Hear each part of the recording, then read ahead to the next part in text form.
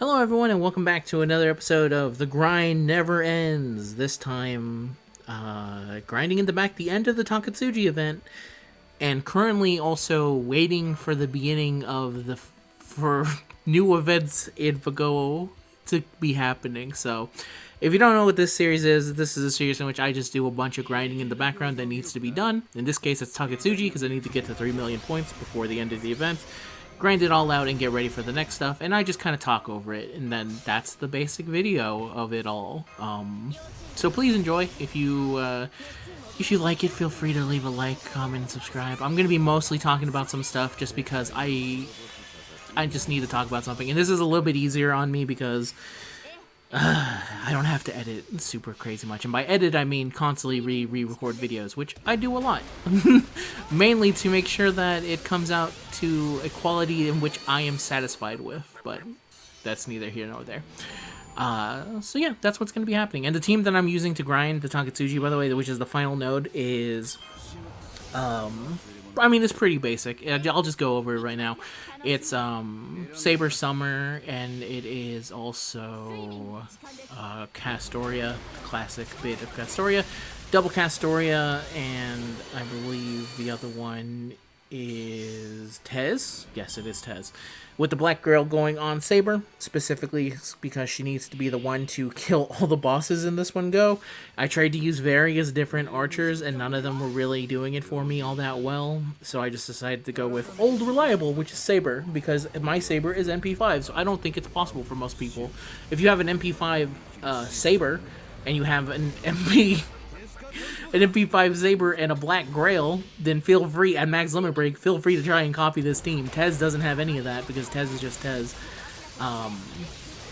But yeah, this makes it so it's almost borderline impossible to copy this team unless you have this specific setup of it. And it goes perfectly well. The reason I used Saber Summer is because she was the only archer for me that was built up enough to be able to basically naturally, through NP gain, be able to get enough NP to kill the first wave, the second wave, and then have some for the third wave, basically, with Tez being able to support and be enough there.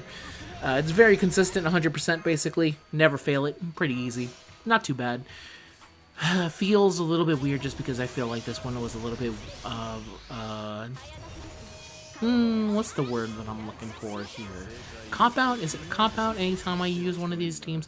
I don't think it's a cop-out. I think it's more, I feel like I like making really interesting teams, and I don't feel like this node is, I don't have the dude's basic puzzle for it. I feel like if I had leveled up a little bit more of my men unit, I think I would, but unfortunately, that's not me. That ain't me, Oos, so that's the team. I think very basic, but that's the one I go for. If you want to tell me what team you went for, I'd be actually very interested to hear what other people were kind of going for. Either if you went the same route of like, yeah, I slapped the Black Grail on someone and then I just had someone in the back. Very happy with Tez that he was able to get so much done. I think he does have a bonus against the Nobus in the back that make it so that he's able to kill them all pretty easily without not even having level 10 skills, just like 888, which is pretty nice. But yeah, there's that. The other thing, and which is the main thing I wanted to talk about, and the reason I actually was planning to talk about the Fago Arcade collaboration pre-release campaign, which is Tiamat, because if you don't know, they actually most recently on the Twitter put up just randomly in the middle of Tuesday for me, just like not even waiting for maintenance, not nothing. They just said, hey, give us your stuff, give us your attention. We want your attention. We're about ready to get stuff moving.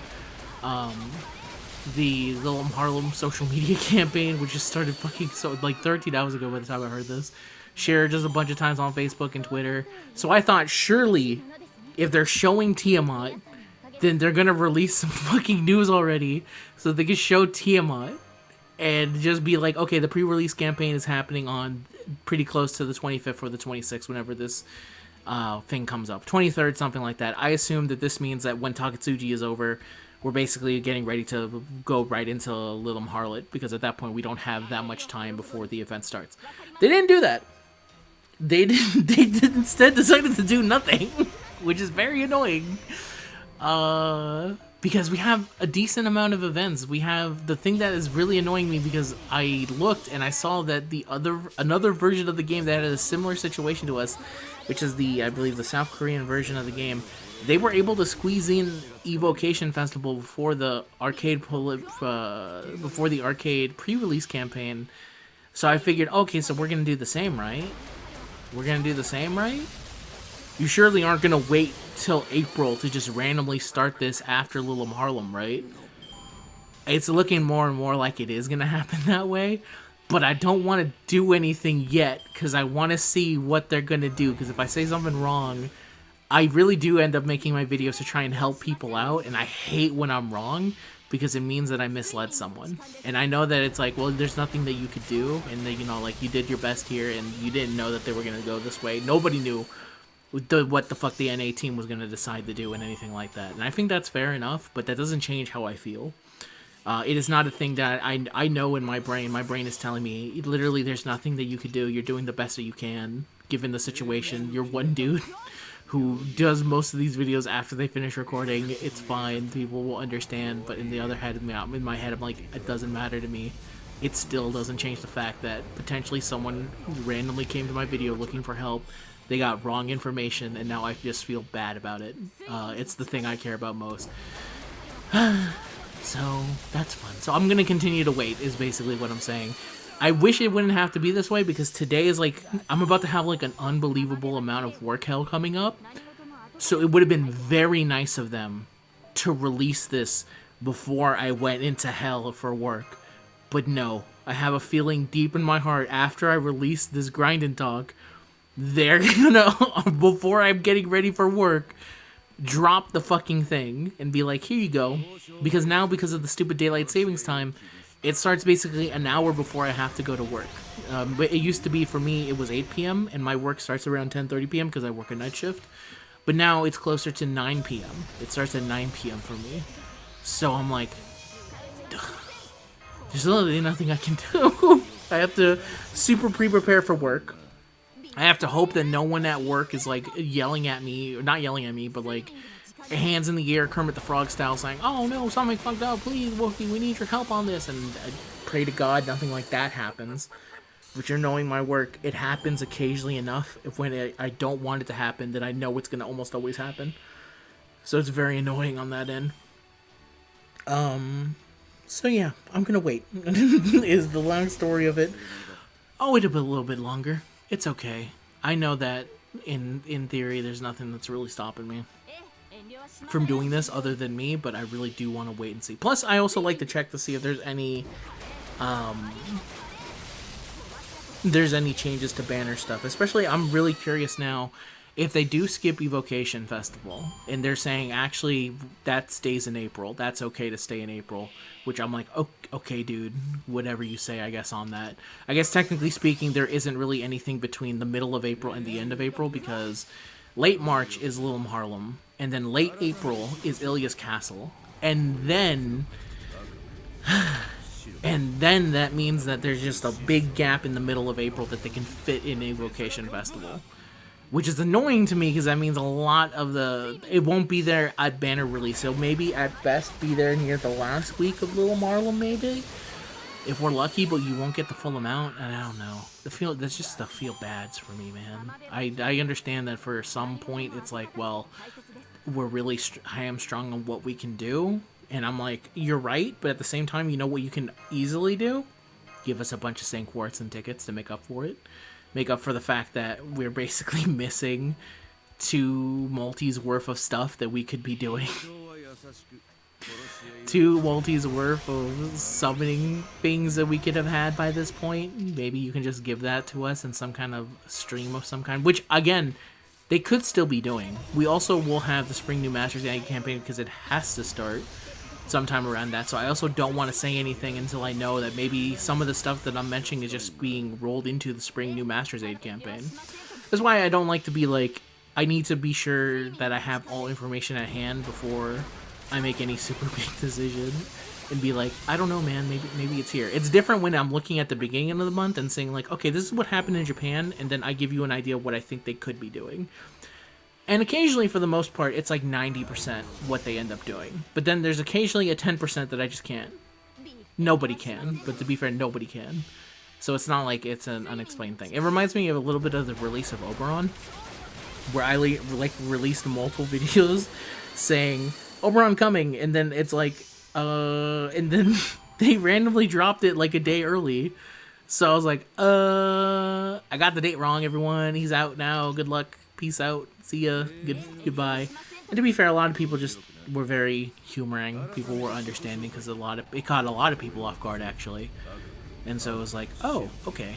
So nobody was like mad. If anything, people get mad at the NA dev team. They don't get mad at me, which is fair. No one's ever gotten mad at me. This is all hypotheticals in my head.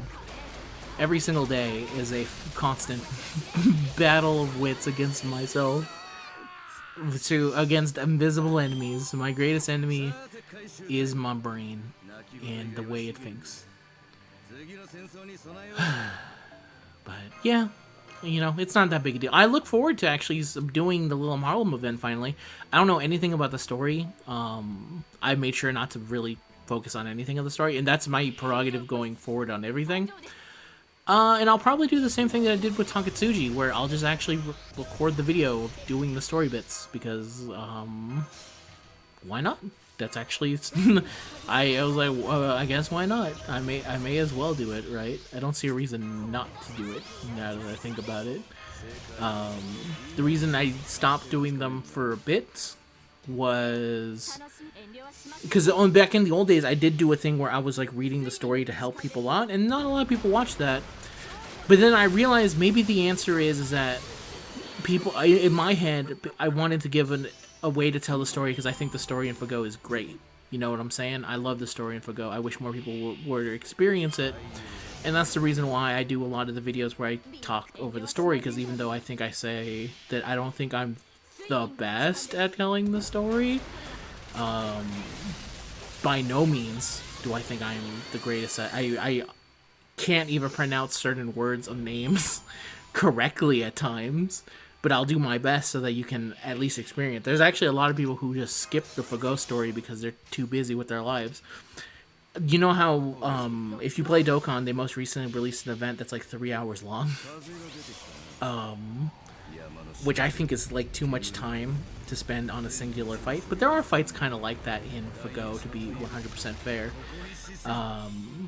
But a lot of it is also kind of like optional, you know what I mean? Where it's like, okay, well, you choose to do that. I feel like for a lot of people, the story in Fago is optional.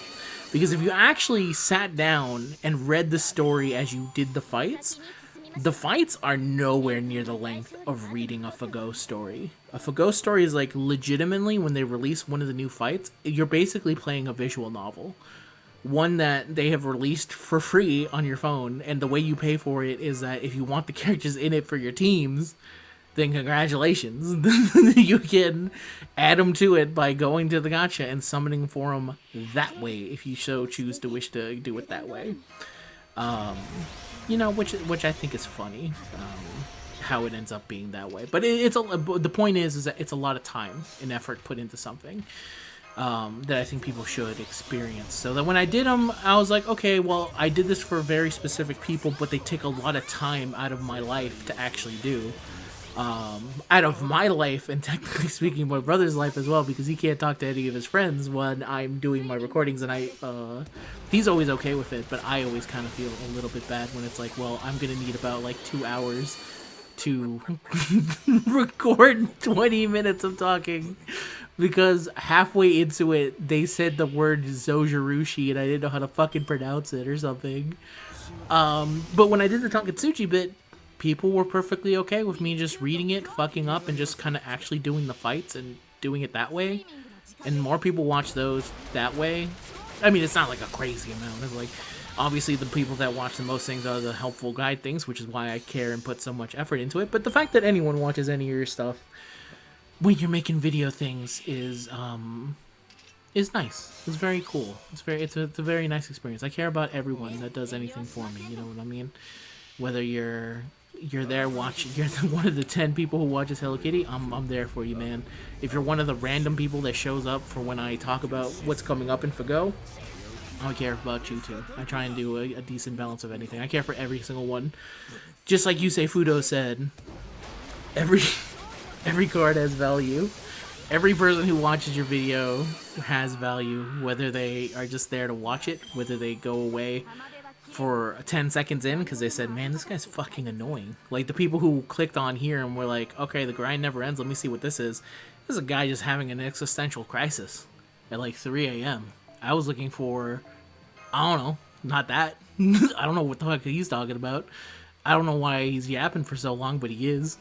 And, you know, good question. I don't know why I talk so much as anything else either. Yeah, it is what it is for the most part. So yeah, very thankful. So I'll probably do that's what I plan to do with Willem Harlot, and I'll probably do that for all events going forward, just to keep a way of doing it and be like, okay, well, I'll keep the fuck ups. When the story gets super serious, I will not make jokes because I don't. Again, when the story is super serious and Fago, I don't want to make any jokes because I'm also enjoying the story myself. And I'm reading the story. You know what's it's actually the funniest thing? You know what was one of the hardest things to record? Because going back to the videos that I did beforehand, it was doing the Trom story. Where I stopped off was at a very specific point that was super emotional. And it took me a while to record that one because I was crying. I had already read it once, and I cried when I saw it once, but I'd never heard it with the music because I don't play mobile games, you know, with headphones in. I don't listen to it like that. So when I was re-recording the bits, I got to hear it with the music, and it got me again. So if you actually go back and hear it, you can actually, I think, hear me fighting back tears trying to read the story. It is, I don't know if the hilarious is the right word for it, but it is funny to me in the retrospect of it. But I guess that just kind of shows I do actually care a lot about this kind of specific stuff about it. And I want other people to care about it as well. I think that's the best way of doing it. I think there's certain people who, not to name any names, who likes certain parts of things, and that's perfectly okay with me. But me, when I like something, I like to have everything about it. You know what I mean? It's like the people who are like fans of JJK, I put in quotes, who are just like, I was here for the memes. I'm like, I'm not here for the memes. I'm here for the story, for the art, for the journey of it all. I actually like JJK. I'm not here for a joke, like an unfunny joke someone made of Sukuna. I'm here for the funny joke sometimes when it's made by someone who I know is watching it and is sharing their experience for it. But when the memes end, I don't have this realization of going, man, was that thing even ever good? I'm like, yes, it was. I liked it for everything.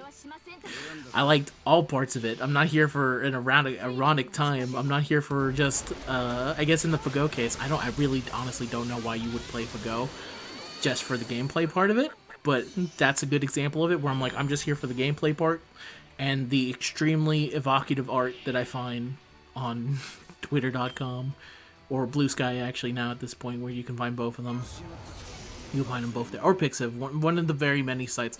There's plenty of sites out there where you can find art for Go out there. I'm not saying which ones they are, but I'm just saying they exist.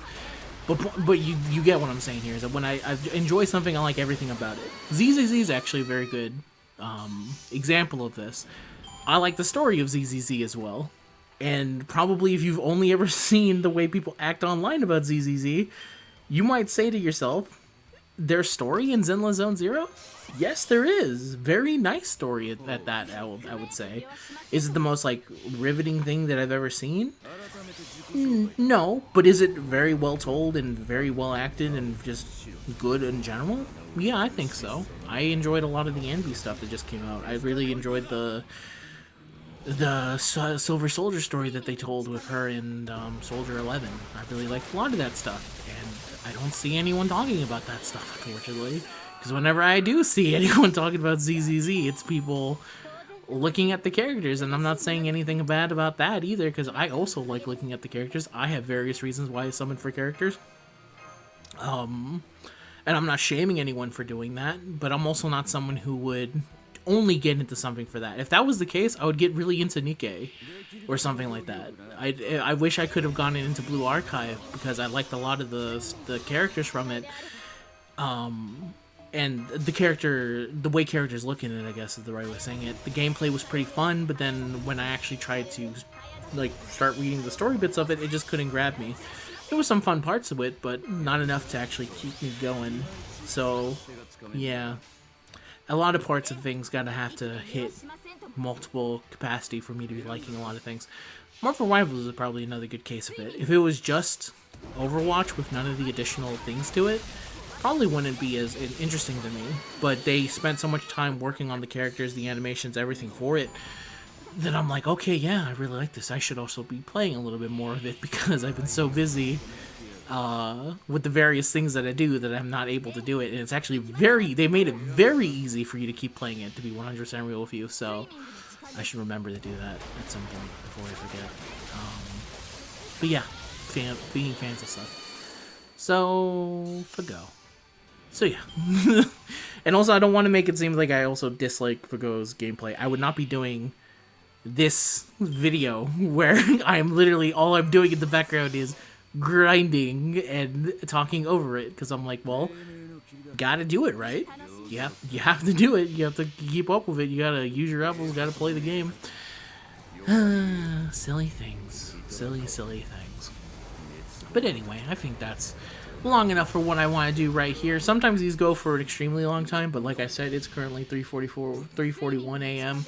and I have to actually record the gameplay that I'm playing over, which is going to be about 20 minutes of gameplay, which is not too bad. That and a couple apples. Also, don't yell at me for using apples. I understand it if you're low on apples. Yell at someone who has like 50 apples and are using it on this event, and it's like, oh, you have 7 days left to go. Don't use it on there. Don't yell at me. I have like 240 something fucking apples, and most of those are the regular apples that you can make off of your basic starting stamina. And then I have like 250 something golden apples, 400 silver apples, and 200 bronze apples. 400 bronze apples, I think. I'm gonna be okay. You don't have to remind me. I have to bring it up because someone will yell at me for using apples. But thankfully, that person won't make it all the way to the end. Anyway, thank you very much for watching, everyone. Wish you the best of luck in your grinding, because remember, it never ends. And I'll hopefully have another one of these episodes at some point whenever I need to grind. There's actually a lot of grinds that I have to do. Like, for example, grinding for St. Quartz, which I have to do the interludes, so the interlude catch-up. And then I've also been working on trying to do guides for advanced quests, because I have to blitz through a bunch of them. And it'd probably be nice for a lot of other people to do it, but that one has to be close to early July. So I have maybe I'll work on that on April. That sounds pretty good to me, actually. Anyway, that's it, everyone. Thank you very much for watching. I'll see you guys in the next video, whatever it may be. Till next time, peace out. Bye.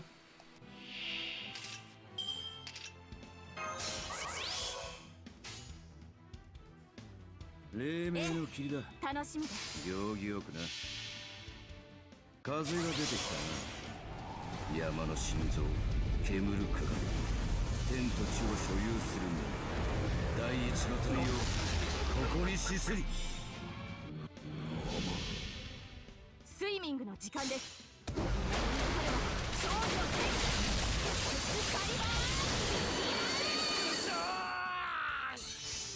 だから。たまにはこういう催しもいいものですね。